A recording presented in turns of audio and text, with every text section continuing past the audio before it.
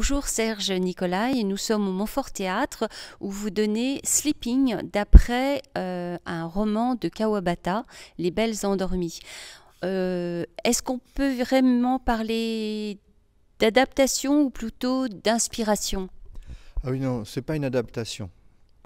C'est le terme en fait que beaucoup de gens emploient parce qu'on dit on adapte un roman, mais en fait c'est un spectacle inspiré par les Belles Endormies à un certain moment. Mais ce n'est pas du tout le roman en fait, vraiment, c'est une autre histoire. Oui, il y a juste la thématique de ce vieillard qui vient dans un lieu qui est assez énigmatique au début. On ne sait pas trop si c'est une clinique ou véritablement un lieu de prostitution. Et en fait, il vient chercher quelque chose. Ah oui, absolument. Dans le roman aussi, il vient chercher quelque chose dans cette maison qui n'est pas nommée, on ne sait pas très bien ce que c'est, ça reste quand même très très mystérieux. Et nous, oui, ça c'est resté en fait. C'est aussi le prétexte pour lui de retrouver les femmes qui ont fait sa vie et de se confronter à elles. Elles règlent leurs comptes avec lui et lui règle les comptes avec sa vie. Et à la fin de cela, il va rencontrer les femmes les plus importantes qui ont fait de sa vie. Et jusqu'à ce il voit sa mère pour une dernière fois et qu'il parte tranquillement. Oui, en fait, ce qui caractérise, je trouve, ce spectacle, c'est qu'il y a la thématique du sommeil et d'un entre-deux. Absolument. Le spectacle est vraiment une sorte d'expérience de mort imminente. C'est vraiment le moment qui précède le grand départ. Donc, dans notre spectacle, le personnage principal est déjà en train de mourir. Donc, l'expérience de mort imminente c'est quelque chose de très particulier qui est extrêmement étudié scientifiquement maintenant et qui est très thérapeutique dans l'accompagnement de fin de vie. Nous, on a beaucoup travaillé en Suisse, on a créé en Suisse, il y a une coproduction avec une compagnie, la compagnie Digestif, qui est une compagnie suisse. Il y a des actrices suisses sur le plateau.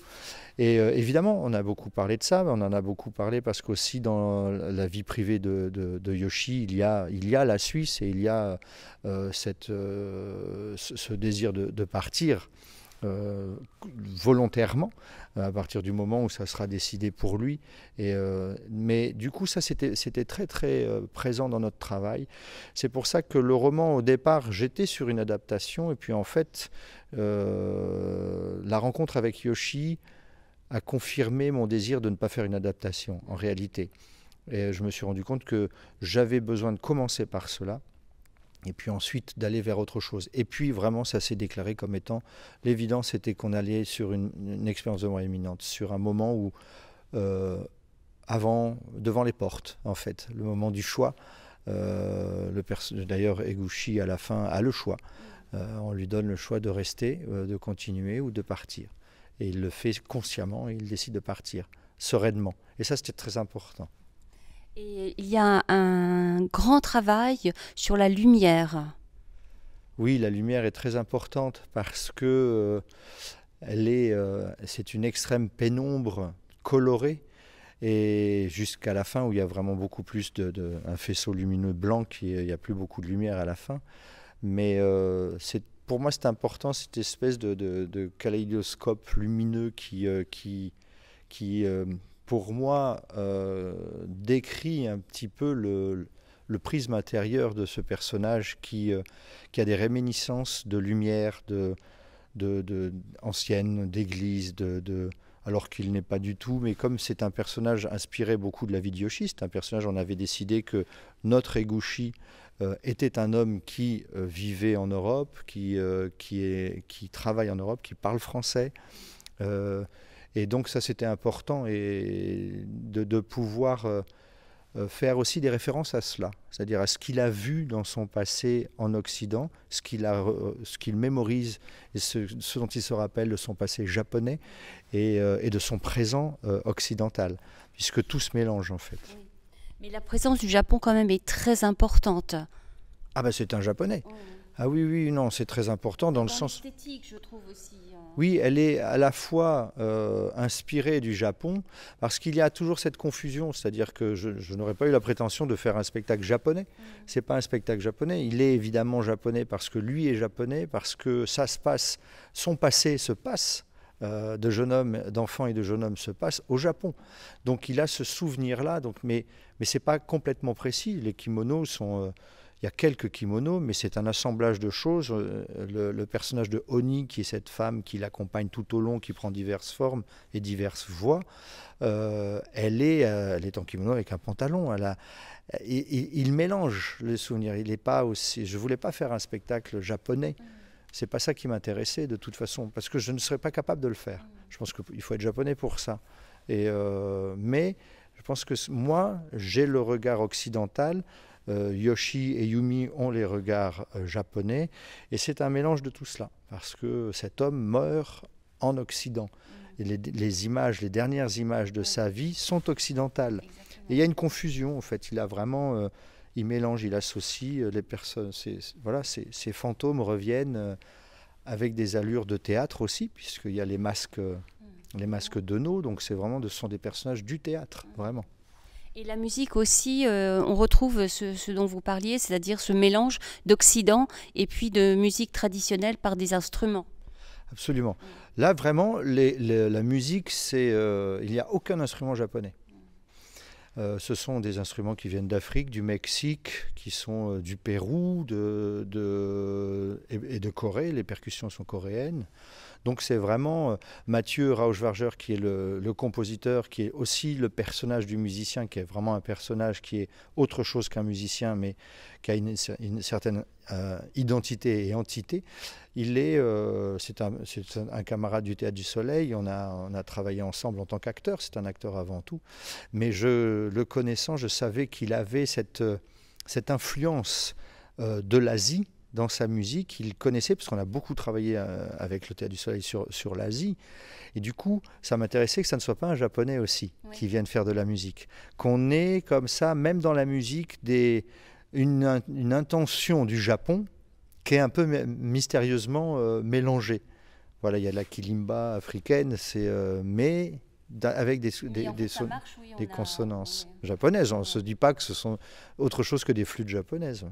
Alors vous parliez du Théâtre du Soleil, très prochainement au Théâtre du Soleil, Ariane Mouchkine va aussi faire quelque chose autour du Japon avec l'île d'Or. Vous y participez? Non, je ne suis plus au théâtre, je ne suis plus actif au Théâtre du Soleil depuis 5-6 ans maintenant. Mais bon, c'est ma famille, c'est notre famille, ça reste quand même quelque chose de très présent. Mais parce que c'est quelqu'un, voilà, Ariane, c'est quelqu'un avec qui moi je garde de très très bonnes relations et on échange beaucoup. Pas sur le Japon, mais en tout cas, c'était vraiment un hasard. Là, c'était vraiment le hasard. En plus, nous, on devait jouer déjà l'année dernière, ils étaient en répétition. Mais donc, voilà, c'est vraiment. Mais bon, c'est normal. Ariane, là. Elle est à un moment aussi, je pense, de sa vie où elle avait besoin de renouer avec le Japon. Elle ne l'a jamais quitté, hein, mais de faire vraiment un spectacle sur le Japon, après avoir reçu le Kyoto Prize, le Grand Prix, voilà. Donc, et puis, voilà, moi, je sais que depuis que j'ai fait Tambour sur la digue, qui était en 99, je crois, théâtre, c'était un spectacle sur le Japon, inspiré du Japon. Voilà, c'est une culture qui m'a marqué et une esthétique qui m'a marqué profondément. Et juste pour finir, pourquoi avoir donné à votre spectacle le titre de Sleeping en anglais? Alors, pourquoi Sleeping? Déjà, pourquoi Sleeping? C'est parce que je ne voulais pas appeler ça les Belles Endormies. Parce que ce n'était plus les Belles Endormies. Et puis parce que c'est le grand sommeil. Pourquoi en anglais? Parce qu'on a beaucoup parlé en anglais avec Yoshi. On a cette langue qui revient tout le temps. Et puis parce qu'on a commencé à l'international, donc on était plutôt sur une forme d'un titre anglais. Parce que Yoshi parle anglais tout le temps et on parlait de dormir, du sommeil. Et on employait toujours sleeping, et puis c'est les belles endormies. Donc on aurait pu appeler ça dormir, mourir peut-être. Mais c'est vrai qu'entre le sommeil et la mort, il y a, en fait, dans la mythologie grecque, on a Hypnos et Thanatos qui sont des frères jumeaux. Oui, c'est vraiment le grand sommeil. Non, non, absolument. Kawabata, on connaît très peu, on lit le roman parce qu'il sort du livre de poche et on le trouve dans les librairies. Mais c'est un auteur assez incroyable. Il est très connu, évidemment, mais il a une biographie immense et c'est toujours très en sous-couche. C'est très nébuleux, c'est très dans la description, dans l'observation, dans le descriptif émotionnel et sensoriel. Et il ne donne aucune indication, réellement, quand on lit, il ne donne aucune indication du chemin à prendre. Il indique un chemin, mais à l'intérieur, le lecteur est vraiment libre de faire la lecture qu'il veut. Et moi, c'est cette liberté-là que j'ai prise, en fait, parce que j'en avais eu une lecture, j'ai lu ça comme en me disant, ça m'a semblé être vraiment un roman écrit comme un No. Et comme je cherchais à travailler avec des masques, je voulais vraiment travailler avec les masques de No. Je me suis dit, voilà, là, le support est là. Et comme ce sont des défunts, les masques de No sont toujours des personnes décédées, enfin qui ne sont plus là. Et les belles endormies, en fait, dans le roman, lui, revoit des fantômes. Donc ces apparitions, elles apparaissent exactement comme dans le No, elles apparaissent au vivant sous la forme d'un personnage masqué. Je vous remercie beaucoup pour cet entretien, pour ce beau spectacle qui est magnifique, vraiment magnifique. Vous jouez jusqu'à quand au Montfort Théâtre? On joue jusqu'au 6 novembre. Jusqu'au 6 novembre, d'accord. Je vous remercie beaucoup, Serge Nicolai, pour ce spectacle Sleeping au Montfort Théâtre. Au revoir. Au revoir. Merci.